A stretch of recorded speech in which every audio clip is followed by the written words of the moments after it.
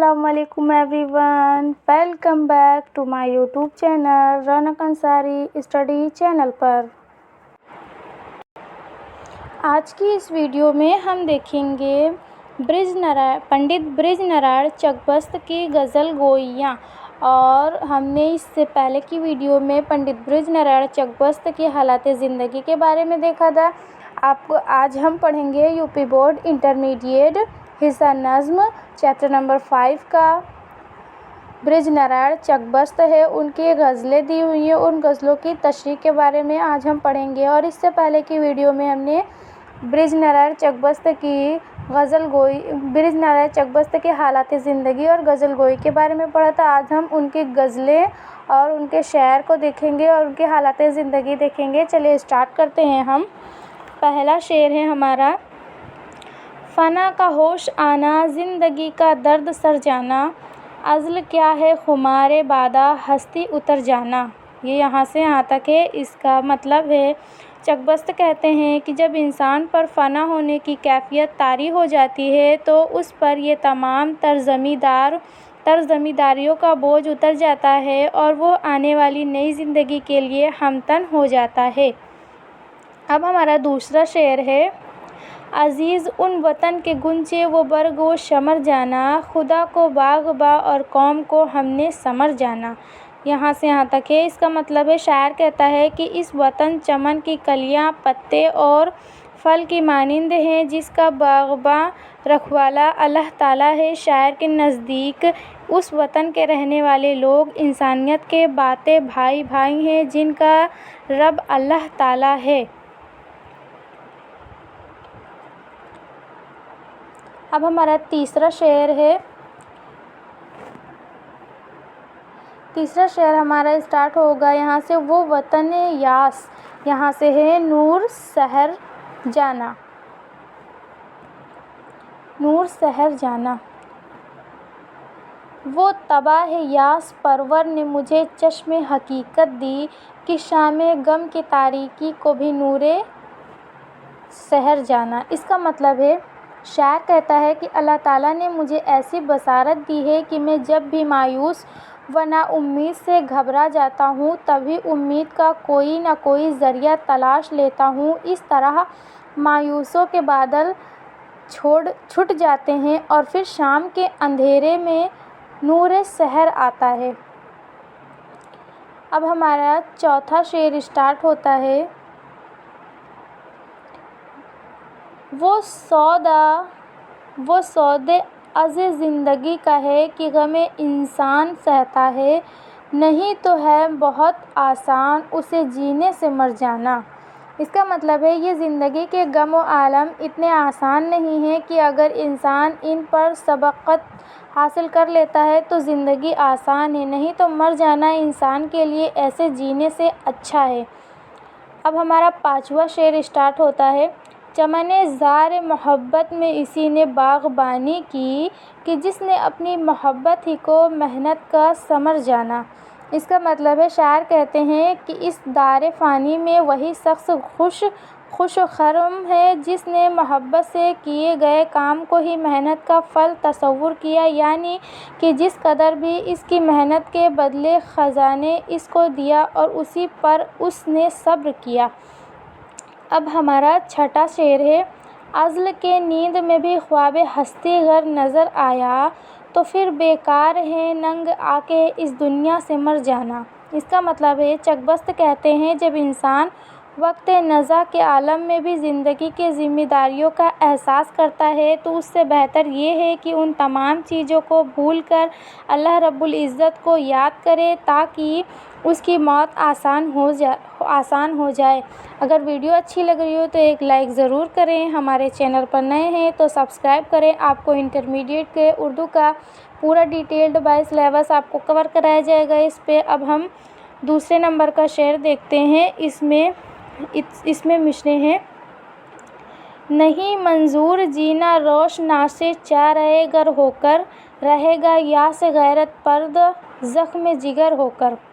اس کا مطلب ہے شاعر کہتا ہے کہ ہمیں چارہ گر یعنی کہ علاج کرنے والا کا احساس لے کر جینا گوارا نہیں، ہماری غیرت ہی خدا کے کرم سے خود زخم کو آرام کرنے کا سبب بن جائے گی۔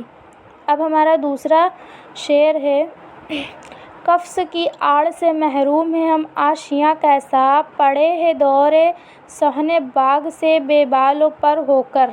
اس کا مطلب ہے چکبشت کہتے ہیں کہ ہمیں آشیاں کے عیش و عشرت سے کیا مطلب، ہم تو صحن چمن سے دور قید کی زندگی بسر کر رہے ہیں۔ تیسرا شعر ہمارا ہے، عدم سے آئے تھے دنیا میں کیا معلوم تھا ہم کو، رہے گا ساتھ سودائے زندگی کا درد سر کس کو۔ اس کا مطلب ہے چکبشت کہتے ہیں کہ ہمیں عالم ارواح سے اس دنیا میں بھیجا گیا تو اس بات کا علم نہ تھا کہ دنیا میں آ کر مختلف ذمہ داریوں کا سامنا کرنا پڑے گا، ان ضرورتوں کو پورا کرنا بھی کسی درد سر سے کم نہیں ہے۔ ہمارا چوتھا شعر اسٹارٹ ہوتا ہے، مقدر دیکھنا شبنم کا پھولوں میں کوئی پیدا، پیام آیا فنا کا جلوۂ نور شہر ہو کر۔ اس کا مطلب ہے شاعر کہتا ہے کہ شبنم نے مقدر میں کس قدر نزاکت ہے اور پھول کی کتنی لمبی عمر ہے، جبکہ شبنمیں سورج کے جلوہ افروز ہونے پر فنا ہو جاتی ہیں اور پھول اسی طرح کھلے رہتے ہیں۔ یہ فیصلہ کہ شبنم کو سورج کے نکلنے پر فنا ہونا ہے اور یہ فیصلہ بھی خدا کی طرف سے ہی ہے کہ پھول اس طرح کھلا رہتا ہے۔ پانچواں شعر ہمارا اسٹارٹ ہوتا ہے، یہی ایک راستہ باقی تھا کیا عوض مرتب کا، بنے اہل نظر تم دشمن اہل ہنر ہو کر۔ اس کا مطلب ہے چکبشت کہتے ہیں کہ انسان کو بلند مقام تک پہنچنے کے لیے اگر وہ کسی قسم کا معیوب قدم اٹھاتا ہے تو وہ اس کو دلی تسکین نہیں دے سکتا۔ اعلیٰ مرتبہ تو انسان کو اپنے عمل و کردار سے خود مل جاتا ہے، اس کے اعمال ہی اس کی عظمت کی نشانی بن جاتے ہیں۔ اب ہمارا تیسرا شعر اسٹارٹ ہوتا ہے، تیسرے پیرے کا تیسرا شعر اسٹارٹ ہوتا ہے۔ اس کا پہلا شعر ہے، شورش دیر و حرم ہے جب پریشاں ہو لے، کچھ سمجھ کر ہم شریک بزم زندہ ہو گئے۔ اس کا مطلب ہے شاعر کہتا ہے کہ جب میں نے معاشرے میں مذہبی و ملی تفریق دیکھی اور اس طرح کے معاملات سے عاجز ہو گیا تو میں ایک ایسی مجلس میں شامل ہو گیا جہاں کسی قسم کی کوئی تفریق نہیں ہے اور مساوات ہے۔ دوسرا شعر ہمارا اسٹارٹ ہوتا ہے، درد الفت زندگی کے واسطے اکسیار ہے، خاک کے پتلے اسی جوہر سے انساں ہو گئے۔ اس کا مطلب ہے چکبشت کہتے ہیں کہ انسان کی زندگی کے لیے خلوص و ایثار اکسیر ہیں، اسی محبت کے جوہر سے اللہ تعالیٰ نے خاک کے ایک پتلے کو انسان بنایا۔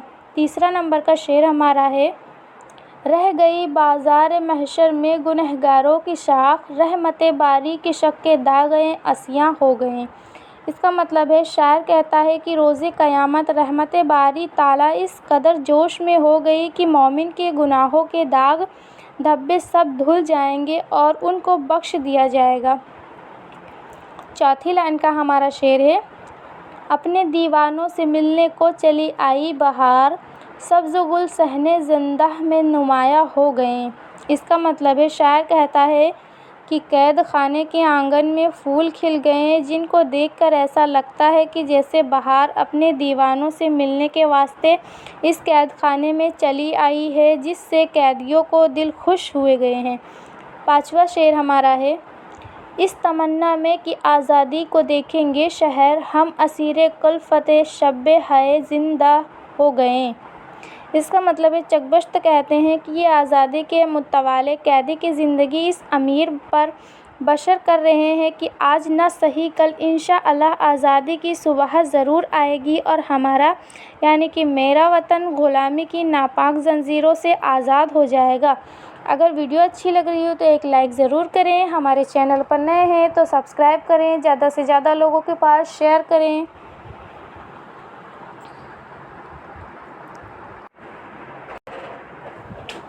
چھٹی لائن کا ہمارا شعر اسٹارٹ ہوتا ہے: جام تک خمشِ شراب آنے میں ہو جاتی ہے دیر، ہم تو شاکی کے تکلف سے پریشاں ہو گئے۔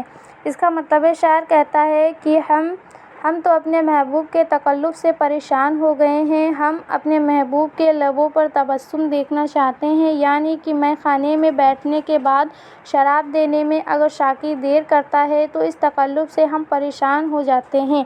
اب ہم دیکھیں گے اس کے الفاظ معنی۔ الفاظ معنی ہے عزل، عزل کا معنی ہے موت، پاس پرور، دکھ کر بٹھانے والا، نا امیدی پیدا کرنے والا، عدم، نہ ہونا، نیستی، اکثیر، وہ شے جو تابانے کو سونا اور آنگے کو چاندی بنا دے، محشر، قیامت، میدان حشر، فنا، موت، فطرت پرور، پرورش کرنے والا، داغ اشیاء، گناہوں کے نشان، سودا، دیوانہ، مجنوں، زندہ، قید خانہ، شورش، فتنہ، فساد، بلوہ، ہنگامہ، کلفت، رنج تکلف، کدورت و بخش، تباہ، طبیعت، آشیاں، گھونسلہ، ٹھکانہ، ثمر، پھول، مراتب، مرتبہ کی جمع، زندہ، آواز، شاکی، شراب پلانے والا، تسخیر، قابو میں کرنا، چارہ گر، علاج کرنے والا، برق، پتی، کفش، قید، پنجرہ، عوض، اونچائی، بلندی، اشیاء، گناہ، یاس، نا امیدی، روشناس، واقف، سورس، فنا۔ اب ہم دیکھیں گے اس میں ملٹیپل چوائس کوشچن سے برج نارائن چک بست کہاں پیدا ہوئے تھے؟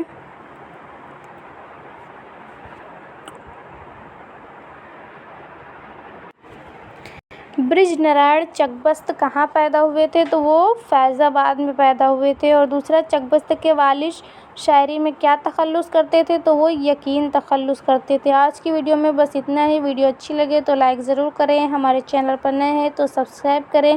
اگلی نیکسٹ ویڈیو میں ہم دیکھیں گے چیپٹر نمبر 6 جو ہے فانی بدایونی، ان کی حالات زندگی دیکھیں گے اور ان کی غزلیں دیکھیں گے، ان غزلوں کی تشریح بھی دیکھیں گے۔ تو تھینک یو۔